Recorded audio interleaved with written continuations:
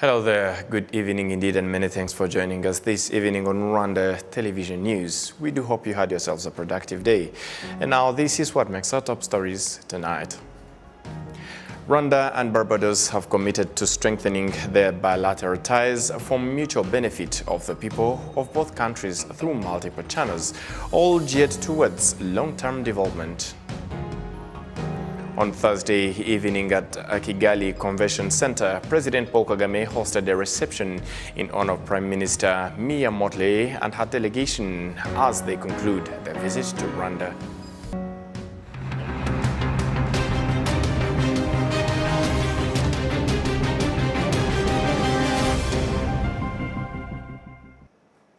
Glad to have your company tonight. Joining you straight from the heart of Africa, Kigali. My name is Sam Kalisa, and as we kick it off tonight, Rwanda and Barbados have committed to strengthening their bilateral relations for mutual benefit of the people of both countries through multiple channels, all geared towards a long-term development. Serge Nhode kicks us off tonight with this report. The Prime Minister of Barbados visits Rwanda 7 months after His Excellency Paul Kagame visited her nation, and following discussions between the two dignitaries, a press conference was held at Village Rugwiro. I think that in this new world, technology has not only removed the importance of geography being as critical as it used to be, but it also has removed the constraints of size, and we see it in our own lives every day because of the democratization that takes place as a result of technology and that empowers individual people. Individual small countries are similarly empowered. And when there is solidarity, as we are seeking to do now, then it's even better. The relationship between the two nations is driven by their shared vision, and neither is being held back by any challenges that may exist. One thing we sure have is have the brain, we think. And we think big for that matter. We are not impaired by geography. And we think together with others. So we seek to make the impact using the thoughts that we bring on the table. Barbados and Rwanda have now signed cooperation agreements in aviation, medicine, sports, technology, and more. Her Excellency Mia Mottley also visited the Kigali Genocide Memorial at Gisozi, where in the visitor's book she expressed her condolences to the people of Rwanda for what they were forced to endure and declared that all who played a role in the genocide against the Tutsi should be held accountable. Right from that, still on this visit, on Thursday evening at the Kigali Convention Center, President Paul Kagame hosted a reception in honor of Prime Minister Mia Mottley and her delegation as they conclude their visit to Rwanda. President Paul Kagame extended his gratitude to the Barbados Prime Minister for their visit to Rwanda and the continued efforts to strengthening bilateral ties between the two countries. Prime Minister Mia Mottley, who joined the dinner after visiting the Kigali Genocide Memorial in Gisozi, applauded President Paul Kagame and the people of Rwanda for the resilience and efforts in developing the country that was devastated and brought to ashes by the 1994 genocide that was perpetrated against the Tutsi. She further noticed that from the country that went through the same history, this lays a common ground for working together towards developing Rwanda and Barbados. Since I last saw you, I visited your memorial, and I must tell you that for me, seeing you again is a very emotional moment because you are a giant among men, and I feel the need to pay tribute to you tonight because what you have been able to achieve here in this country after the horror that was literally sown into this society for decades by those who should have known better is an absolute amazing act of humanity. And I really do feel that when I spoke earlier and spoke about the humanizing impact of small countries, it really was an understatement as to what I should have said having visited the memorial. Having said that, I also want to say that I believe that it is that anchoring that will allow us to do great things together. We also know what it is to have come from a history of cruelty and division, and indeed we still carry the scars of it today. I believe that our ability to forge a new future is critical, but it can only happen by us working to give confidence to our individual citizens that they are capable of better and can do better, especially in today's world.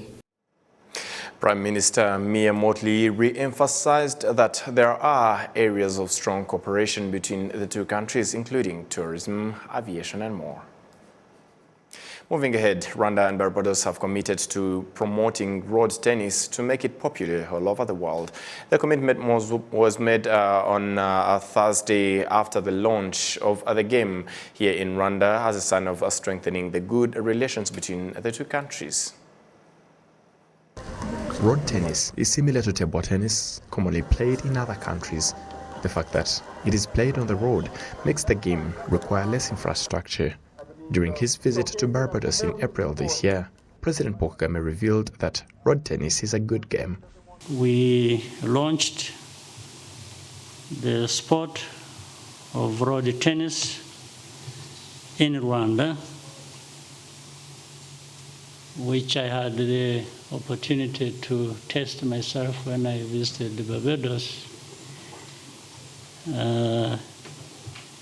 I think I did well, just for the first time, we did fine. This is an exciting game that originates in Barbados.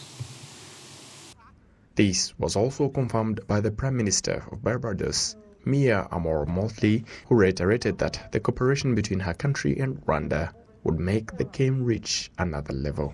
We feel that with Rwanda as a partner, the two of us can take road tennis global, and with your history of being an expert in innovation, we feel that that partnership can happen. And let me say to those of you who are listening, road tennis is the perfect game for where there is high population density, because you need a very small space, and it allows for excellent exercise, and it allows for persons with minimal outlay in terms of equipment. The Minister of Sports, Orodimimosa Munyangaju, noted that promoting this game in Rwanda will not be difficult because it doesn't require much infrastructure. It is an unusual game called road tennis. Its importance, as you have noticed, it doesn't require much. It doesn't even require great infrastructures. We have various playgrounds in Rwanda, such as in Nyamirambo, Kigali Heights, Kimisagara and in Kabuga. We tried to set up those playgrounds where a big number of people gather, such as young people and children, so that whoever wants to play may play and improve his or her talent. It is a good game. It may even be a professional career. Since it has started in Rwanda, there is need to participate in it and also set up a club so that it can improve rapidly. Neil Murrell, the Director of Sports at the Barbados National Sports Council, says that the visit of President Paul Kagame to Barbados in April this year was the trigger for cooperation between the two countries in the development of road tennis and sports in general. We saw the road tennis on the outside being played, but what was not seen was that he had a meeting with a number of our cricket legends. It was a great moment for us because it showed that he was passionate about sports, cricket, and now passionate about road tennis. We are in the process of solidifying that relationship between Barbados and Rwanda through sport. And I believe in the next few years, we will see not only reciprocal visits, but we will see a deepening of the relationship between our countries. And it will bring Africa and the Caribbean closer together. Road tennis was invented in Barbados in the 1930s by poor blacks as a way of socializing, but also as a competition. After the launch of road tennis, the delegation from Barbados, led by the Minister of Foreign Affairs and Foreign Trade, Kerry Simmons, visited the cricket stadium located in Gahanga in Kicukiro district and applauded how the stadium is built to an international level. The delegation also visited the Carnegie Mellon University, Africa, located in Masoro in Kigali Innovation City. Here, Minister Kerry D. Simmons emphasized Barbados' willingness to learn from Rwanda in terms of technological development and innovation. Moving ahead to different matters now, on Thursday afternoon, Her Excellency Jeanette Kagame, who is also the chairperson of Unity Club in Rwanda, joined members of the club for their annual General Assembly and retreat at the Parliament building here in Kigali. The achievements of the club during the last fiscal year were reviewed, that included the promotion of the Rwanda program in institutions of higher learning and universities. During this current fiscal year, the club intends to implement up to 178 different initiatives. Ubundi umuntu utwaye urumuri yifuza yuko rutazigera ruzima ariko akanarutwara rugira rumuboneshereza. A light bearer never lets their flame burn out and makes sure it does not only shows them the way forward but others too. That is our priority, and when you become a light bearer, that is a responsibility you bear for the rest of your life. We must work with others to continue building the country, regardless of whether or not you or your spouse are still in a leadership position. This retreat is therefore a good time for Unity Club to assess our progress, look at what challenges that may threaten all that we Rwandans have achieved, so that we may continue building up the country, but with a united society.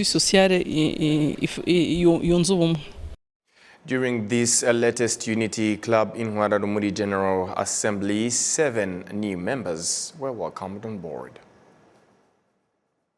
Moving ahead, the Food and Agriculture Organization, FAO, in collaboration with the Ministry of Agriculture and Animal Resources, urged a smallholder of livestock farms to bring innovations that would increase and improve the kind of livestock farming in Rwanda. Olive Nhete filed this report. During discussions that brought together the Food and Agriculture Organization in collaboration with the Ministry of Agriculture and Animal Resources and stakeholders in livestock farming, the discussions aimed at looking for strategies to improve the smallholder livestock in Rwanda. Butare Andrew, the president of Rwanda Poultry Association, points out that these discussions will assist in finding solutions to existing challenges in this sector. These discussions that we are currently having involves all stakeholders who are connected to poultry farming and also pig farming. We are discussing various challenges that we meet in livestock farming so that we may work together to address them with the aim and participation of the government and everyone else involved. When we discuss it, it assists us in finding solutions existing in this sector and even find ways to reduce these prices. Shirimumu Jean-Claude, a professional farmer who is also the president of pig farming in Rwanda, notes that there has been improvement in this livestock farming. Pig farming is currently improving in Rwanda. We have 3 categories of farmers, including small farmers, medium farmers, and professional farmers. As we discussed, it is necessary to know where we currently stand when it comes to that type of farming and to know the way forward. I may say that we currently in a good position because it is a source of income to many people, and most of the challenges we used to face when we started this kind of livestock farming are being addressed. The deputy representative of the Food and Agriculture Organization in Rwanda, Dr. Otto Vianney Muhinda, notes that there is a project aimed at bringing innovations in the poultry and pig farming because these animals reproduce quickly and provides a big production of meat. Various initiatives have been already done. The research has been done. We have various types of those domestic animals. We even have the good quality, and we have a feeding system. All have been done, but we want to work with those in this farming so that we can introduce various innovations in this farming so that the production of meat and eggs can increase, which will feed Rwandans now and in the future. Experts in livestock farming point out that poultry farming generates more income at a percentage of 230%, while pig farming generates 190% when proper feeding systems are used. Thank you, Olive, for this report. And as we move ahead, Interpeace organization, in collaboration with the European Union, handed over to the Rwanda Correctional Service the newly constructed TVET school in the Bugesera prison. The government took a decision of teaching workforce skills in all prisons, and the Bugesera district is going to start these teachings in addition to the Rubavu, Rwamagana, Nyarugenge, Nyagatare, Huye and Nyanza prisons. Eugene Wimana of the Rwanda TVET board states that education for all is important, and this is why teaching prisoners is also important as they return to the society once they finish their sentences. So teaching them will not only help them in competing on the job market, but also reduce crimes related to unemployment.